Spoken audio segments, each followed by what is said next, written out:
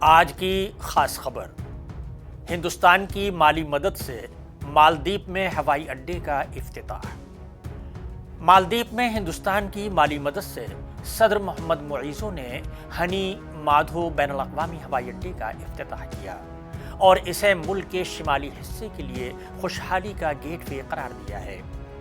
صدر کے دفتر کے ایک بیان کے مطابق معیزو نے اتوار کو ہوائی اڈے کا افتتاح کیا اور اسے شمالی مالدیپ کی کارکردگی کو کھولنے اور عالمی رابطے کو بڑھانے میں مددگار قرار دیا ہے۔ انہوں نے کہا کہ یہ صرف ہوائی اڈہ نہیں ہے بلکہ اقتصادی تبدیلی کی علامت ہے۔ صدر معیزو نے کہا کہ نیا ہوائی اڈہ سیاحت، زراعت، ماہی گیری اور معیشت کے ساتھ ساتھ شمالی حصے میں سماجی ترقی کی مزید فروغ دے گا۔ افتتاحی تقریب میں ہندوستان کے شہری ہوابازی کے وزیر کنجرا پور رام موہن نائیڈو اور دونوں ممالک کے سینئر حکام موجود تھے۔ مالدیپ میں ہندوستانی ہائی کمیشن نے ایک پوسٹ میں ہوائی اڈے کو ترقی اور خوشحالی کے لیے ایک حقیقی گاڑی اور ہمسایہ فرسٹ اوشن ویژن کے لیے ہندوستان کی وابستگی کی علامت قرار دیا۔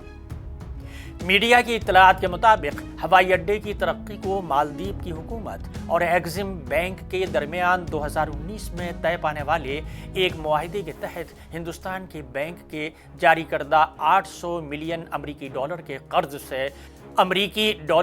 قرض سے فنڈنگ کیا جا رہا ہے۔ اسی بیچ مالدیپ کے سیاحت کے حکام نے کہا ہے کہ انہیں امید ہے کہ ہندوستانی سیاح بڑی تعداد میں جزیرے پر واپس آئیں گے، ماضی کی کشیدگی کو پیچھے چھوڑتے ہوئے جس نے ہندوستان میں بائیکاٹ مالدیپ مہم کو جنم دیا تھا۔ 2024 کی شروعات میں ہندوستانی سوشل میڈیا پر وائرل ہونے والی کال کی وجہ سے پچھلے سال تعداد میں تیزی سے کمی واقع ہوئی تھی، لیکن مالدیپ میں سیاحت کے شعبے کے نمائندے کے مطابق اب چیزیں واپس اپنی جگہ پر نظر آ رہی ہیں۔